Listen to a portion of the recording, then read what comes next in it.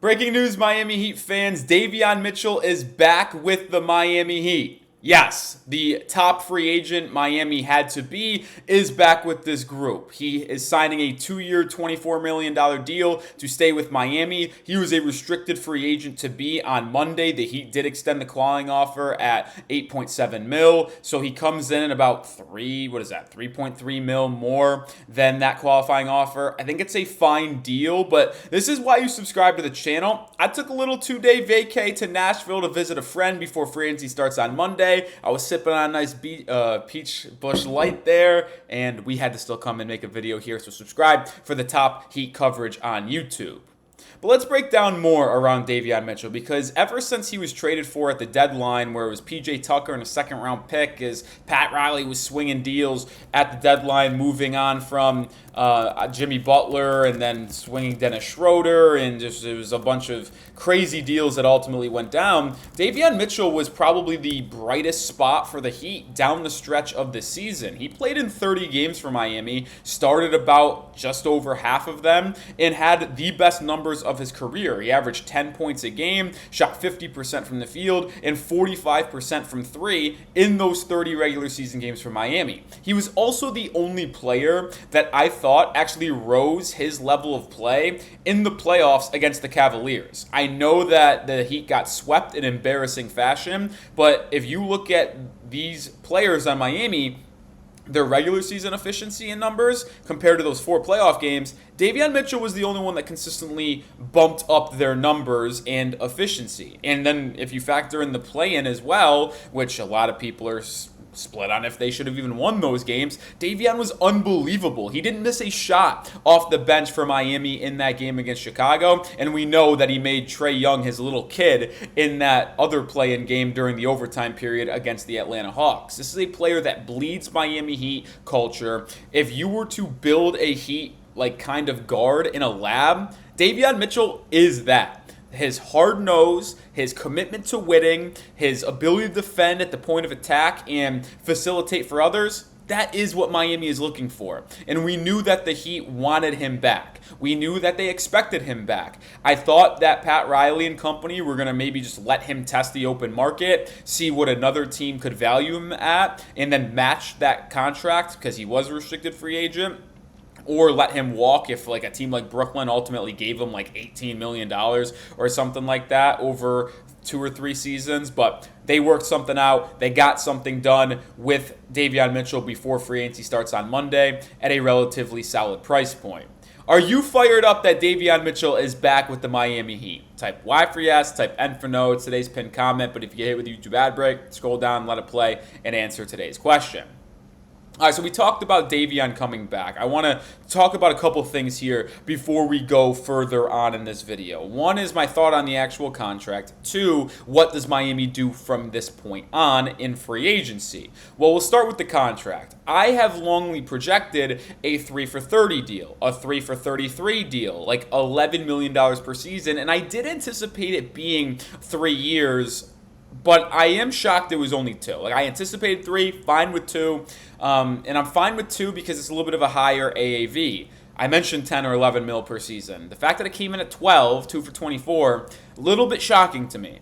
But I'm cool with it only being 2 years. Because the last thing this Heat team needs to do is allocate a decent chunk of change for the future over a lot of different seasons. So that is not the case here. It's only this season and the year after. So if we ultimately see that this 30-game sample size where Davion Mitchell was unbelievable, shooting 45% from 3, was a farce, and he's not going to be able to do this consistently, well, Miami's not married to a player for more than just 1 season after this one.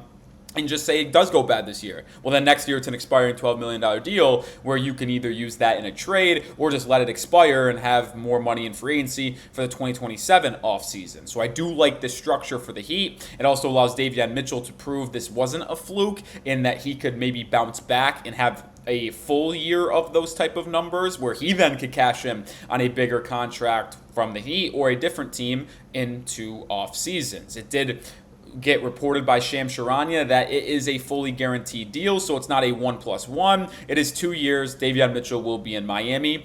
The only question that we have to see around Mitchell now for the rest of the offseason is what will his role be on this Heat team? Will he be the starting point guard, or will he be that change of pace guard off the bench? The Heat obviously drafted Illinois point guard Kasparas Jakachonis with the 20th overall pick, and if it was up to me, I would start the 19-year-old rookie, because this Heat team is not going to compete for an NBA championship this upcoming season. I don't think I'm breaking any news on that. So if you're not competing for a title, you might as well play the young guys, let them make mistakes, let them learn from those mistakes, let them develop to only help you in the future. Plus, I also think Davion Mitchell is better served as a change of pace kind of guy off the bench rather than being a starter. And some players are just like that, and I think that is very, very fine. One example is TJ McConnell from the Indiana Pacers. He was unbelievable. He would have been my vote for Finals MVP if the Indiana Pacers won that Game 7 against OKC. I would have voted him over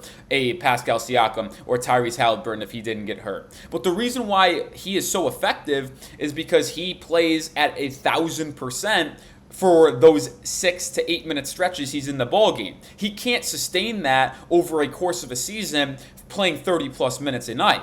And even though Davion did play 30 plus minutes in those 30 games for Miami and did extremely well, he is going to be at his most effective point when he is playing 24, 25 minutes off the bench, giving that 1,000% effort on the defensive end, being able to knock in some threes off the catch and run a pick and roll when Hero is playing off ball or on the bench and with Kasparas Jakachonis. So that $12 million deal to me signifies he could be a starting point guard, but also a backup point guard. It doesn't put him in to any specific role. If he got more than 15, okay, that's a starting role. But under 15, under that non-taxpayer mid-level, okay, that is then any type of role point guard. And I would personally start the young point guard from Illinois and Kasparas Jakachonis. Now, a lot of people are going to ask me, what does this mean going forward for Miami? This does put the Heat in a little bit of a predicament now. Getting this deal done so early before free agency, before they trade a Duncan Robinson, before they trade a Terry Rozier or an Andrew Wiggins,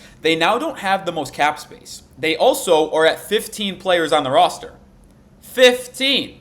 That is the maximum you can have in the offseason, going out of the way of two ways and Exhibit 10s. They have 15 standard contract guys. So as things currently stand, they could not sign another player to the roster on a standard deal. So the only moves that you will see Miami make in this next week or so are trades, because they can't sign anybody. I expect them to have to make a decision on Duncan Robinson. Are they going to waive him to free up that $10 million in cap space and free up a roster spot before his contract guarantees at 19.8 on July 7th or July 6th? Or are they going to still try to hold out to that deadline and potentially trade him in a deal to recoup some assets or get a bigger contract to Miami? Are they going to finally trade Terry Rozier? We know there's a lot of buzz between Andrew Wiggins being traded. But the point is, with Davion Mitchell signing before free agency on Monday, the Heat no longer can make a move in free agency because they are already at the max standard contract type of players. So they could waive someone. They could make a trade to where they are trading 2 players to get 1, 3 players to get 2, which frees up a roster spot. You can make a sign-and trade for like a Jonathan Kuminga, like we've talked about, where you give him $27 million on AAV over 3 seasons, trade out Kyle Anderson and Jaime Jaquez Jr., which means you bring in Kuminga, but you also free up a roster spot.